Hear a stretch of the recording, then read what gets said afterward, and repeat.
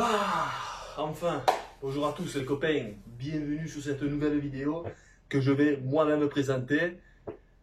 Et c'est tout ce que j'ai à dire. Alors, je suis très content de refaire une vidéo. Ça fait très longtemps, même si j'ai pas beaucoup de followers.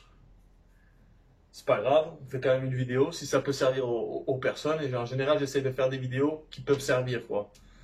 À la tranche voyageur. Parce que moi, c'est mon délire, donc c'est pour ça que j'ai pas fait de vidéo depuis longtemps, vu que je n'ai pas voyagé depuis longtemps. Voilà. Donc là, je recommence un petit peu à voyager. Il y a des trucs qui se passent, on est dans une période assez spéciale. Donc voilà pourquoi j'ai du contenu à vous proposer aujourd'hui, les amis. Alors, asseyez-vous tranquillement, prenez votre petit lu, petit goûter et écoutez tonton, ok? On va vous expliquer tout ça. Pour être plus sérieux, je vais essayer de vous expliquer un petit peu, moi, mon parcours là, pendant ces 6 derniers mois, on va dire, voilà. Et plus je vais vous raconter des mini-histoires de personnes que j'ai rencontrées pendant ces 6 mois, qui vivent dans plusieurs parties différentes du monde et qui ont eux-mêmes voyagé du coup. Euh, voilà. Donc en fait, moi pour faire simple, ça fait 6 mois environ, grosso modo, que j'ai quitté la France encore une fois pour me rendre pas très loin en Espagne, plus précisément en Catalogne, sur la Costa Brava, dans une petite bourgade appelée Palamos. Magnifique, je vous le conseille, si jamais vous visitez la Costa Brava, passez à Palamos. Merveilleux. Donc voilà, grosso modo, je voulais reprendre le voyage, je voulais partir au Mexique, parce que c'est un des seuls pays, 6 mois en arrière je parle, qui ne demandait ni test PCR, ni confinerie, ni, comment ça s'appelle, quarantaine, ni mes couilles.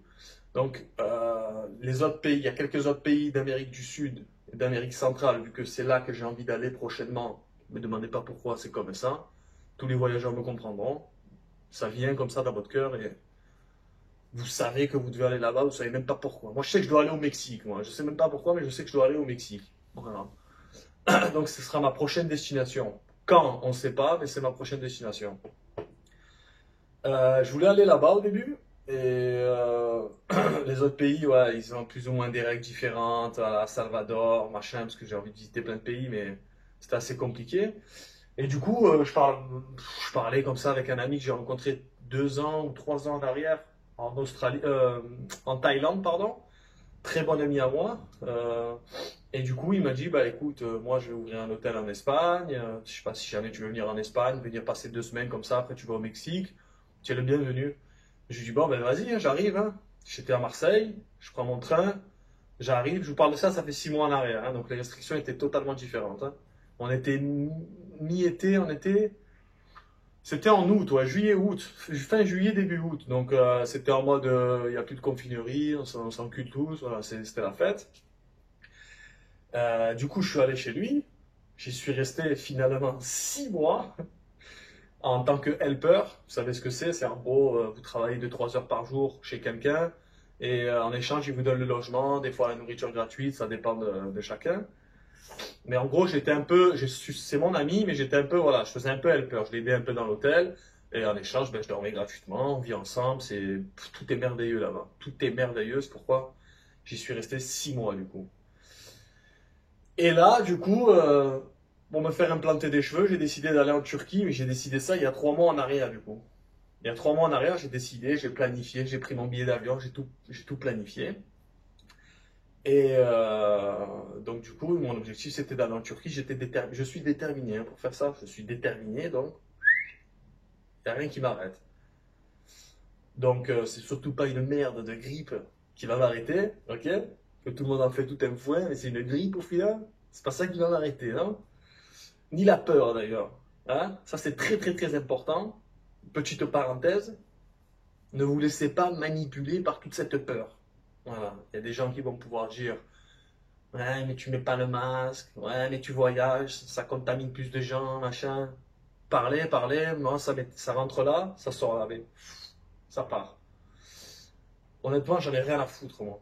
Moi, je vais pas m'arrêter de vivre parce que si jamais je suis négatif, j'ai fait le test, mais si jamais je suis positif au coronavirus, c'est une grippe, je vais pas m'amuser à aller tousser sur les gens, leur parler sans masque, enfin, je vais rester chez moi, je vais rester au calme, je vais m'éloigner des gens, je vais prendre mes dispositions. Mais avant ça, ça fait 1 an que ça dure, je ne vais pas m'amuser à me restreindre, à ne pas vivre mes rêves qui est de voyager, donc je ne vais pas arrêter de voyager, je ne vais pas aller me balader en forêt avec un masque dans la tête. Enfin, tout ça, voilà, c'est chacun son opinion, mais moi c'est mon opinion à moi. Donc, je bouge quand même, voilà. Malgré le coronavirus, je bouge quand même, et c'est du coup le fondement de cette vidéo que je vais vous faire. Je vais vous expliquer mon petit parcours. C'est pas énorme, j'ai pas fait des trucs de ouf, mais j'ai quand même un petit peu bougé. Ça vous donnera un petit ordre d'idée, à savoir comment on passe les frontières, comment ça se passe, les tests, les PCR, les machins. Donc voilà, mon voyage s'est établi en plusieurs étapes. La première étape, normalement, je devais partir le 5 février. Non, le 2 février. Non, le 5 février. Le 5, pardon. Je devais partir le 5 de Marseille. J'avais prévu mon coup, j'étais en Espagne, je me suis dit je prends un train, je vais à Marseille, je vois ma famille, je vois mes amis, je récupère des affaires à moi, je vais à l'aéroport de Marseille, je prends mon avion, Turquie, direction Turquie. Malheureusement, nos amis, les fatigués du gouvernement, n'en ont pas décidé ainsi. Ça se dit ou pas? N'en ont pas décidé ainsi, voilà, on va dire que ça se dit. Et du coup, bah, il y a eu la restriction le 28, je crois, ou le 27 janvier, qui était mise en place pour le 31, qui était un dimanche. Donc du coup, la nouvelle restriction, c'était qu'on ne pouvait pas sortir ou rentrer en France depuis un pays hors Union européenne, excepté les Français qui voulaient être rapatriés en France. Si vous voulez retourner en France, vous pouvez, parce que c'est votre pays d'accueil. Voilà. Et deuxièmement, maintenant, tous les pays d'Union européenne, pour rentrer et sortir de la France, non, pour rentrer en France, il fallait un test PCR négatif dans un délai de 72 heures. Moi, c'était trop tard. Donc, il a fait son annonce le 28, c'était vendredi. Après, tu as samedi, dimanche. Samedi, dimanche, tu ne peux pas faire de test. À part en France, j'étais en Espagne, je vous le rappelle. En Espagne, le test, c'est 100 euros. Prenez bien conscience de ça, que c'est que dans les pays, si vous allez faire des tests, n'imaginez pas que c'est comme en France, c'est gratuit, vous y allez sans rendez-vous, ça prend 2 minutes, vous avez le résultat dans la soirée. Dans les autres pays, c'est un autre chantier. Chacun est différent.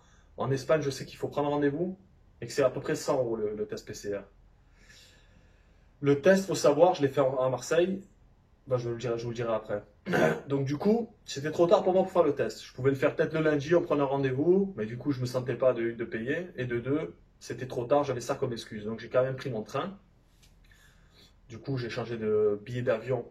Je partais d'Espagne. Je vous explique ça en détail. J'ai pris mon train. Espagne, Marseille. Pendant ce trajet, à Perpignan, c'est-à-dire la frontière entre l'Espagne, juste à la frontière l'Espagne-France, on a bien évidemment eu un contrôle. C'était le contrôle de Clint Eastwood en fait. C'est un mec qui est rentré dans le train et il pensait qu'il venait d'arrêter Al-Qaïda ou il était dans un bail de braquage. Il a trop joué à Call of, je ne sais pas ce qu'il avait dans sa tête. 2 policiers rentrent, calmes, 3 policiers en tout, mais il y en a 2 qui rentrent super calmes. Bonjour madame, papier, bonjour monsieur, papier. Et tu en as un troisième qui rentre, il fait. On était paisibles, nous on était là, moi je regardais un film, l'autre fait son travail, première classe, silencieux. Lui il rentre. Oh allez, on part pas, les gars, sortez-moi les passeports, un test, on va contrôler tout ça. J'ai rigolé même dans ma tête, j'ai dit oh c'est un baiser, lui qu'est-ce qu'il a? Enfin, il a pas baisé ce matin ou quoi lui? Va faire caca, va. Putain il était serré lui. Donc du coup on sort nos papiers, hein. Heureusement que c'est pas lui qui m'a contrôlé d'ailleurs, tac, on contrôle, bonjour, merci monsieur, nana. Ils vont, ils repartent. Tout le monde s'est regardé un peu parce qu'on s'est dit putain on n'a pas de test PCR. Je pense que la moitié on n'avait pas de test PCR, on s'est dit oh putain il va nous douiller lui. Et il repart comme un cowboy, comme il est rentré, il repart pareil, il fait hey, vous inquiétez pas, hein. Je vais revenir, on va contrôler le test PCR. Et il est parti, ils ne sont plus jamais revenus après. Donc il est là, il a mis son coup de bluff. Enfin bon voilà, c'est pour vous expliquer grosso modo, ça c'était la première partie à vous expliquer. Je vous fais une autre parenthèse. Je n'ai pas fermé l'autre, mais c'est pas grave, on ouvre celle-là. C'est que malgré les restrictions, c'est-à-dire qu'il faut des tests ainsi, il faut des machins là, tu peux pas changer de ville. Ce qu'on avait comme consigne en Catalogne il y a un mois de ça, c'était qu'ils ne pouvaient pas changer de ville en fait. Aussi petite la ville soit-elle, hein. C'est-à-dire que moi à Marseille, Pour ceux qui connaissent, il y a Aubagne, Plan de Campagne, toutes les petites villes à côté, même Plan de Campagne qui est à 15 minutes de voiture. Tu ne pouvais pas sortir de là, excepté pour travailler, quoi. Tu pouvais aller changer de ville, excepté seulement pour aller bosser, quoi. Donc imaginez-vous un peu le nombre de personnel, de policiers qu'il faut pour contrôler tout le monde. Vous voyez? Pour tout, même là, pour les tests PCR, c'est-à-dire que vous avez la voie aérienne, assez simple. Ils contrôlent le test PCR avant l'embarquement. Mais les trains, les avions, les bateaux, je crois que c'est pareil que les avions, c'est à peu près contrôlé avant. Donc les trains, tous les gens qui s'y vont en voiture, tous les gens qui s'y vont, je sais pas moi, la voie terrestre, quoi. Comment vous allez contrôler tous ces gens-là? Ces gens qui font du vélo, ces gens qui font de la moto, allez, ils vont pas les contrôler tout le monde. C'est pas possible. Ils vont pas arrêter tous les trains, les arrêter 15 minutes, les contrôler tous les passagers. Vous imaginez combien il y a de passagers dans un train?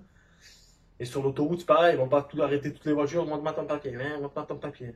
Il y a des contrôles aléatoires, mais ils vous disent ça pour qu'une majorité de personnes les suivent et qu'une majorité de personnes obéissent. Donc cette majorité de personnes-là, ils sont contrôlés. Voilà, il n'y a pas besoin de faire ça. Si demain ils vous disent, voilà, c'est interdit d'aller au Japon depuis la France, c'est pour enriguer un maximum de personnes, j'invente la règle, pour qu'un maximum de personnes n'y aillent pas, mais tu peux toujours y aller en passant par l'Espagne, en passant par... Vous voyez ce que je veux dire? C'est un délire comme ça en fait. Et moi, je vous parle de ça parce que je ne supporte pas les contrôles comme ça, parce que là, je sais que c'est de la merde en fait. C'est tout du bullshit, c'est tout de la connerie. Donc c'est pour ça que, si vous voulez, je vous parle de ça. Et d'un côté, je vous dis, si vous avez envie de voyager, de vivre, allez-y, vivez dans ce moment-là. Parce que sinon, c'est pas le Covid que vous allez attraper, mais vous allez attraper une maladie mentale en fait. Parce qu'on est en train de devenir pété du cerveau à cause de ça. Donc c'est pas parce que vous restez chez vous, vous êtes là, vous parlez pas aux gens, vous mettez des masques toute la journée, que vous allez endiguer, comment on dit? Je sais pas, enrayer un virus. Un virus, j'y connais rien, mais un virus, c'est un virus. C'est-à-dire que ça prend, ça contamine et ça passe. Vous voyez? Mais là, ils en font une histoire. Une histoire pas possible, qu'il faut mieux ne pas savoir, parce qu'après, ça vous monte une haine, comme ça. Il y a un reportage sur Netflix que vous pouvez aller voir. Je ne sais plus comment il s'appelle, mon frère m'a dit. Et il parle de tout ça, en fait, de toutes ces magouilles de trucs pharmaceutiques qui te vendent ton vaccin, là, à la place d'utiliser une chloroquine qui coûte 2 euros, machin, machin, machin. On y croit, on n'y croit pas, mais il faut ouvrir les yeux, quoi. Enfin voilà, fermeture de la parenthèse. De là, j'étais où? De là, j'ai voyagé, j'ai pris mon train, je suis arrivé à Marseille, donc j'ai eu ce petit contrôle, pas de problème, tac, tac, tac, j'ai vu ma famille, j'ai pris le train retour, nickel, aucun contrôle, nada, pour retourner en Espagne. Espagne, tac, je dors une nuit à Barcelone, Barcelone, je prends mon avion. Entre-temps, j'ai fait mon test PCR à Marseille, il faut savoir que le test PCR, je l'ai fait le matin, j'ai eu le résultat le soir. Voilà, pour vous donner un ordre d'idée, si vous le faites le matin tôt, je l'ai fait à 8 h du matin, j'ai pris un rendez-vous, il n'y a pas besoin de rendez-vous, je suis allé dans l'hôpital, la clinique du docteur Raoul en plus. Lourd, je représente Raoul. Et du coup, j'y suis allé le matin à 8 h, je fais mon test dans l'après-midi, même fin d'après-midi, tac, j'ai reçu le premier résultat. Et après, ensuite, j'ai reçu le second, avec un papier, il fallait rentrer des codes et machin. Et puis, vous avez votre papier comme un bilan biologique, quoi. Ça veut dire avec marqué test machin, machin, à quelle heure, tatata. Et en fait, c'est l'heure du prélèvement qui compte pour les 72 heures, en fait. Te foutre la tige dans le nez, jusqu'au cerveau, là, il gratte un peu le cerveau. C'est désagréable, mais ça fait pas mal, quoi. C'est rapide, en fait. C'est vite fait. Vous voyez comme vous avez envie d'éternuer, là, ça vous fait un délire un peu comme ça. Et du coup, à partir de l'heure du prélèvement, c'est-à-dire moi à 8 h, à partir de là, quand j'ai des résultats, cette tranche-là de 8 h, 72 heures après, il faut que j'ai embarqué, en fait. C'est l'embarquement dans l'avion qui compte. Ou dans le train, ou dans ce que vous voulez, passer à la frontière, quoi. Mais du coup, voilà, moi j'ai fait le test je sais plus quel jour, on s'en fout, le 3 je crois, le 3 à 8 h. Donc mon test il était valable jusqu'au 4, 8 h, 5, 8 h, 6 à 8 h du matin. Et moi j'avais mon vol le 5. Donc c'était nickel. J'ai embarqué, la femme a bien demandé mon test PCR à l'embarquement, négatif. Donc du coup, une fois que je l'avais, paf, paf, j'ai embarqué, et puis une direction, la Turquie. Et me voilà aujourd'hui dans ce magnifique hôtel où je me repose tranquillement. Et la vie, peut-être ça m'écarte. Personne ne joue avec les mêmes cartes. Personne n'aime le voile. Tant pis, on n'est pas né sous la même étoile. Pourquoi fortune et infortune? Pouh, freestyle de rue. Voilà, donc ça, c'était mon histoire à moi. C'était pour vous expliquer, grosso modo, comment j'ai voyagé, comment ça s'est passé, que vous pouvez plus ou moins bouger quand même. Il y avait du monde avec moi hein, à l'aéroport, qui allait un peu de partout dans le monde. Il y avait des Français, voilà, voilà, ça bouge. C'est restreint, bien restreint. Et moi, je kiffe parce que du coup, il n'y a personne. Moi, je vais à l'embarquement, il n'y a personne. Je vais me faire contrôler là pour les métaux, il n'y a personne. C'est fluide. Donc voilà, moi, je n'arrêterai pas mes rêves pour des bâtards là qui nous contrôlent, qui veulent gagner de l'argent sur le dos des gens alors qu'ils pourraient, ça me battent les couilles que les gens y crèvent. Enfin bref, c'est politique, ça me casse les couilles ça. Donc voilà. Une petite histoire, deux petites histoires. J'étais en Espagne chez mon ami à l'hôtel avec deux autres personnes qui aidaient mon ami aussi, que je connaissais pas du tout avant. Un gars du Salvador, un gars du Venezuela. Donc ces deux pays se situent en Amérique centrale, Amérique du Sud, ouais, Amérique centrale pour le Salvador. Et je crois que c'est pareil à peu près pour le Venezuela, c'est un peu plus à droite. Donc du coup ces deux pays, eux n'étaient pas des résidents européens, donc ils n'ont pas la nationalité européenne, donc ils étaient là illégalement grosso modo, parce qu'il y a le coronavirus, donc c'est pas leur faute s'ils ne pouvaient pas bouger. Mais du coup mon ami du Salvador, après mon anniversaire septembre-octobre, en octobre, il est rentré chez lui, je crois qu'il a eu un seul vol annulé, il a dû rentrer chez lui, il a checké d'abord sur le site, ils lui ont dit qu'il fallait un test PCR pour arriver chez lui, donc c'est encore une autre règle, c'est pas à l'embarquement, c'est à l'arrivée chez lui. N'importe quoi. Du coup, il a pris son avion, il a fait son test, il a payé 100 euros, il a pris son avion, il arrive au Salvador, il nous a dit les gars, j'ai eu aucun contrôle de test.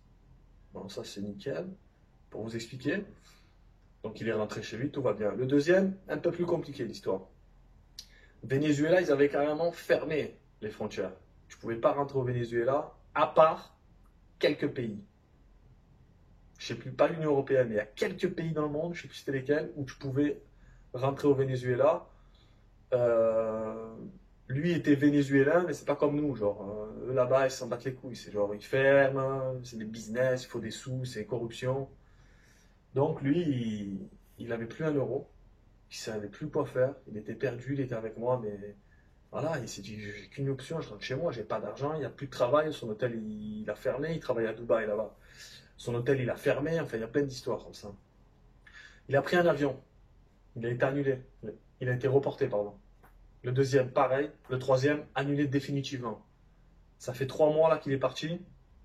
3 ou 2 mois, 2 ou 3 mois. Il n'a toujours pas reçu un euro de son billet d'avion qu'il avait acheté. Donc, sur un coup de tête, un jour, il a cherché sur Internet, il a vu que de Turquie, il y avait un seul vol tous les je ne sais pas combien de temps. Il pouvait rentrer chez lui avec ce vol-là. C'était justement pour rapatrier les gens, je pense, un truc comme ça. Donc du coup, il a dû appeler, bon, c'était une galère, demander de l'argent à sa famille, à des amis, enfin bref, c'est son histoire. Il a réussi à aller jusqu'à Barcelone. Barcelone, il a pris un avion jusqu'en Turquie. Turquie, il a dormi à l'aéroport une nuit. Une nuit, il a pris son vol. Il est arrivé chez lui là-bas. Bon, ils n'ont pas demandé de test ni rien, mais là-bas, c'est encore autre chose, c'est de la corruption. Donc ils lui ont dit, écoute, ils ont vu sur son passeport qu'il venait de Dubaï, il s'est dit, lui, il est plein d'oseille. Donc ils lui ont dit, écoute, tu vas payer un taxe, machin, parce que je sais pas quoi, ils lui ont sorti un 10. Lui, il a dit, je paye rien parce qu'il n'avait pas un euro. Ils l'ont gardé 3 jours en isolement, les bâtards. En genre de geôle, comme une petite garde à vue, quoi, de 3 jours pour le faire craquer. Il lui demandait, il a dit, non, j'ai toujours pas d'argent, toujours pas d'argent. Au bout de 3 jours, ils sont allés, ils ont fait, raté, vas-y, va dehors. Et puis ils l'ont libéré et il est rentré chez lui. Voilà, c'était des petites histoires comme ça pour vous expliquer. Et un petit conseil de fin. Pour ça, là, comme mon ami, il a pris son billet. En fait, quand vous prenez des billets sur des comparateurs de vol, vous avez des comparateurs de vol, Skyscanner ou je sais pas. Et puis vous avez des compagnies. C'est pas des compagnies en eux-mêmes, c'est des. Comment on appelle ça? C'est eux vont vendre des billets des compagnies en fait. Je sais pas que vous passez par Skyscanner, j'invente. Et puis vous allez chercher le vol Marseille-Paris. Voilà, paf. Marseille-Turquie, allez, comme moi j'ai fait. Marseille-Turquie, vous allez regarder sur Skyscanner, vous allez avoir un vol Turkish Airlines, un vol Pegasus, un vol Qatar. Vous allez regarder les différents trucs, les différents prix. Puis exemple, vous allez mettre, ok, ce vol il m'intéresse, tu vas cliquer dessus, puis tu vas mettre payer et machin. Donc tu vas passer par Skyscanner pour payer. C'est Skyscanner qui va te donner ton billet en fait.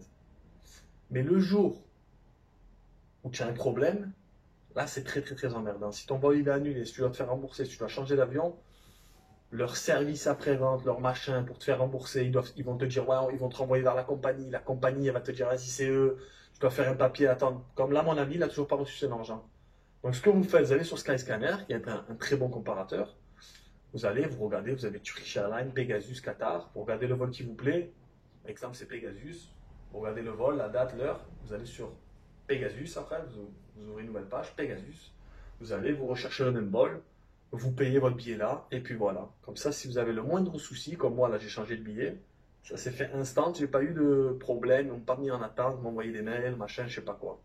Ça vous évitera beaucoup de galères, cette petite astuce. Et puis voilà, donc là je suis en Turquie, pense vous faire une petite vidéo si j'ai la motive dès que je suis à Istanbul, parce que là je suis très très loin d'Istanbul, où je vous parlerai un petit peu de comment c'est actuellement ici le coronavirus, tout ce qui est masque, tout ce qui est mes couilles en salade et tout ça. Et puis on se revoit bientôt les gars, je vous fais une grosse bise. Allez, prenez soin de vous.